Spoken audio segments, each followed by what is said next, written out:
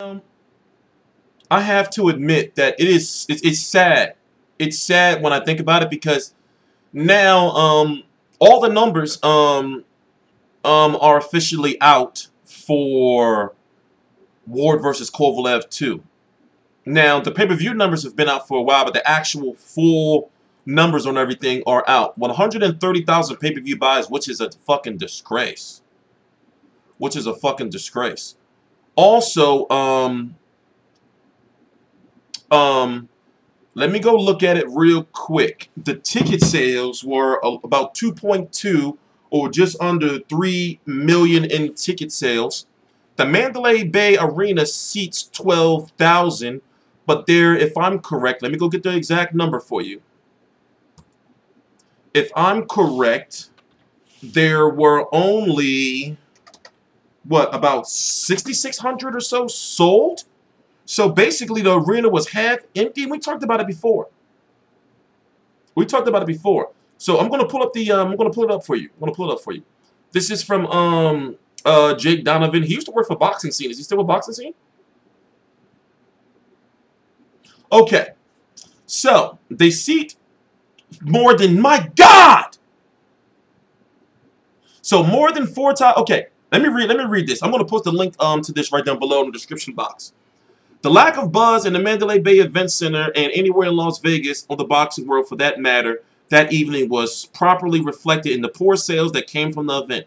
While Ward prevailed with a career best win, scoring an 8th round stoppage of Sergey Kovalev, their matchup failed to resonate with the public. More than 4,000 tickets were given away for free at an alarming discount, as just 6,300 tickets were sold among the announced crowd of 10,592, generating a live gate of $2.187 million, confirmed by the Nevada State Athletic Commission. That's disappointing. That's a disappointing take at the gate. Comes at the heels of the rumored pay-per-view results, around 8.5 million from 130,000 sold. My God, it makes me so mad. Because listen, man, let me tell you some shit. Let me calm down. Let me calm down. You have, you have the YouTube media. I can only speak for YouTube media. That for some time, maybe they're not doing it anymore, but for some time that was condoning streaming. People who cover boxing, who make money off of boxing, but yet they stream fights, right? And they have large fan bases, and they tell their fucking fan bases to stream fights. But yet you want to talk about how much the fighters make. This fucking fighters are racist. This is that. This is that. You want to be in all the deep debates about the sport, and you don't give back. There is no excuse. There is no excuse for this to happen. You mean to tell me for a highly anticipated fight, yo, this fight had so much animosity. For a fight this big, for only 130,000 people that buy the fight? Hardcore boxing fans? Now, understand that Jay-Z and Rock Nation have a lot of blame to take. Because it's like, wait a minute, Jay-Z, you dropped the album, bro. You showed up at the Warriors game, but you couldn't show up at your fucking fighters fight?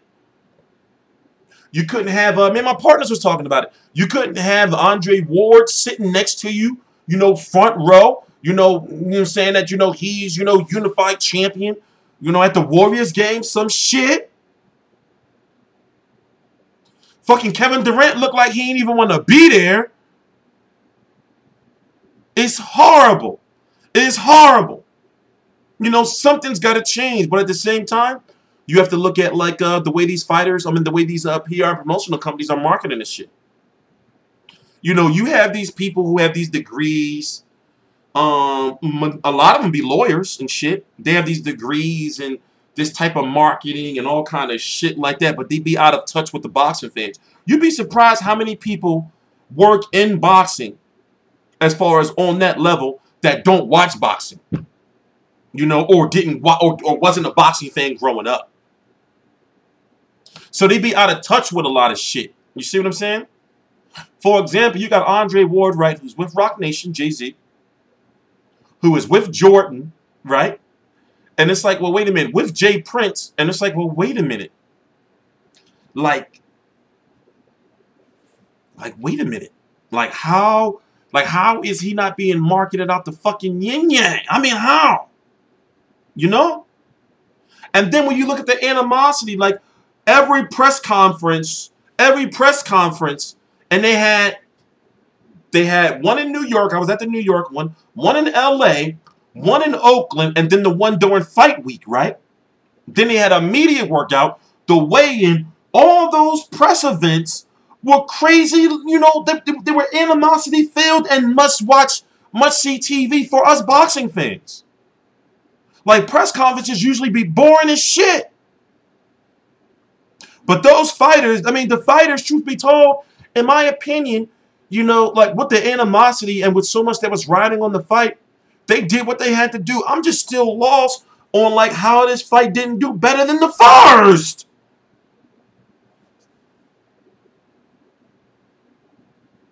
So, like I said, I can blame, you know, YouTubers, but really, that's just like small compared to, you know, like the things that could have been done to promote this fight. You know, I would have had continuous promos being pumped out of Andre Ward, even if it's old fucking footage, playing Jay-Z music in the background. Even listen, it's certain ways you got to do shit. They're appealing to the wrong markets, man. 130,000 pay-per-view buys, 10,500 plus at the fight. Mandalay Bay seats 12,000. 4,000 tickets were given away or given at a crazy discount, you know. So if you look at it, right, Andre Ward made a guaranteed $6.5 million.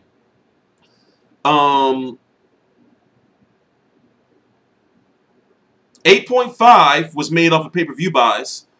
2.2, just under 2.2, was made off of ticket sales. So if you really think about it, the promoters got to get paid. HBO had to get paid.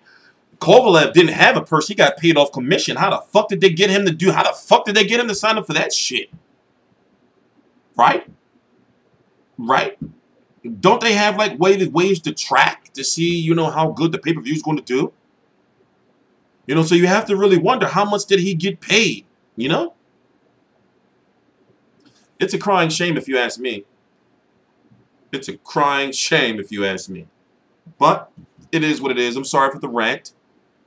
You know, now it's just like, you know, like when you look at Andre Ward, like what is his marketability really like, especially when it comes to negotiating with other fighters? He's supposed to be moving up the cruiserweight to fight Tony Bellew. Well, that's the rumor. You know, because he's got a string of mandatories lined up at 175 pounds, and he's got to start making some moves soon. So expect for him to either drop the belt sometime in the next couple of months, you know, and for him to be back in November. Because even though this fight was a failure, you know, it was a win for hardcore boxing fans as far as, you know, the animosity and everything. But it was a failure. He's still got to make sure he got to stay active, yo. He's got to stay active.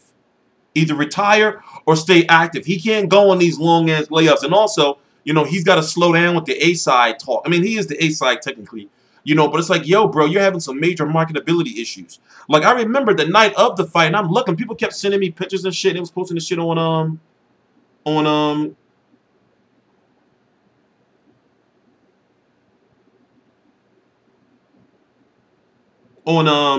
social media showing how empty the arena was. So I'm wondering, were they giving out those free tickets on fight night to make the shit look full? You know, but it is what it is, man. It's just, you know, it's really frustrating, like to see this, you know, like when I see 100,000, when I see 130,000, I'm thinking like that's all that. What? That number really doesn't make any sense to me. You know, when poor Kovalev, it's like, where does he go from here? Does he move to cruiserweight too? Or does he try to go after Adonis Stevenson, where he's now officially the 4-4 B-side? Because no matter how you slice it, he lost 2 straight fights on paper. Now, what I'm saying is, use your head, use common sense. What I'm saying is, on paper, whether you felt he won the first fight or not, still on paper, that's 2 losses. When it comes to the negotiating table, they don't give a fuck how you lost. You see what I'm saying? I'm TstreeT Controversy, TstreeT Controversy Live.